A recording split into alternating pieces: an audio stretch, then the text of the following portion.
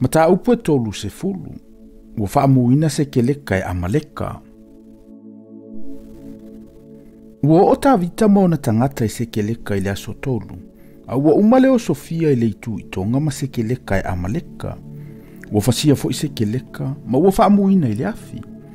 Ua tawhia fo i fine sai ai, o e iti antoa ma e matutua, e le i fasio tia se tasi, a ua ave i lato, ma ua lanto wo. Ua atu tawita mauna tangata i le ai whauta, ua mu i le afi, a o lanto ua va, ma o lanto ua antalii, ma o lanto ua fine ua tawhia i lato. Ona whetangisi e leo tawita ma le nuu sa iate ia, ua leo te tele, ua o ina le to e la vā o na tangi. Ua tawhia fo ia vā tawita e to alua aino ama le Israelu, ma api kaila le a vā na paru le karamelu.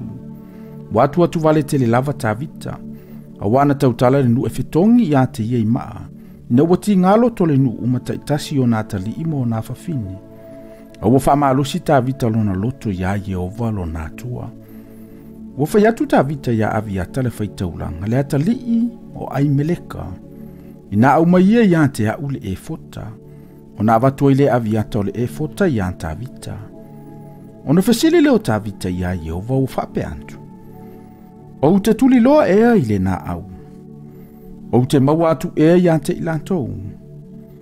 Ona whetalai maile o ia te ia. Tuli loa ia.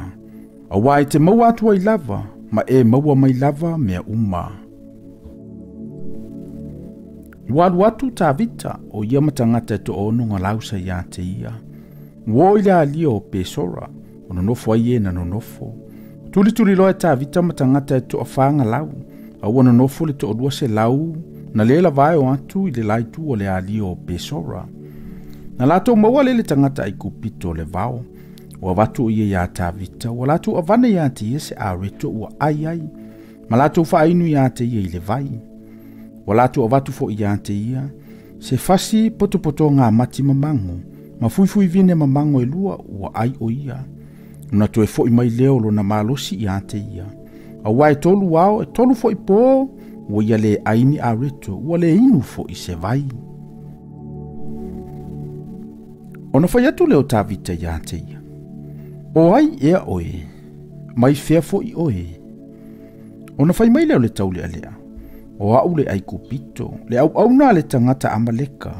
Na tu la fua i mai le wali i ate au. A wana maua au le mai ana po lua. Na mato wo Sofia le tu i tonga o tangata kereti. Ma le lau ele elo yuta, ma le tu i tonga o Kalepo. Na mato whaamu fo i se keleka i le afi. Ona whai atu leo tawita i ate ia. E te taifo e ia te au i le na au. O na whai maile o ia. I nā tauto ia i le atua ia te au. E te le fasioti ia te au. Te le tu i nā tu fo ia au i le lima o lo uali i. O na uta i taifo le ia te oe i le na au. O ia taifo ia te ia whauta. O lo salalau i lantou i le fonga ele uma. O lo ai ma feinu, ma sisiva ona o le vete tele walantou au maia mai le nu o Filisitia, ma le nu o Yuta. Ona fasia leo i lantou e tawita ea fua i le sengi o le taia ua o i le afiafi o le tasi aso. Ua le sauso o lantou e toa tasi, a o tau lelea e toa whanga lau sa ti e kamela, ma lantou so sola. Ona maua le tawita mea umana ave amaleka, ma ana avae toa lua ua maua e tawita. Ua le isa lantou mea ua leiloa.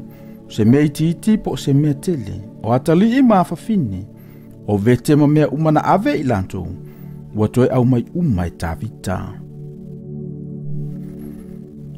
Ua ave tawita ma moe uma mapovi, ua latou tuturi atu i lumo le tasi lafu, ua latou whaiane, o vete nei a tawita, ua atu tawita i tangata i lua se lau sa lela vao na mulimuli atu i a tawita, sa nonofo i le alia o pesora. Na o mai i lantou e whawhita ia i a tawita, e whawhita ia i fo i le nuu sa ia te ia. Whaalatalata atu tawita i le nuu, o na alofa atu le o ia i ante i latou. O na whaiatu i le tangata angaleanga umama e ula vavale o le nuu na o ma tawita ua whapea.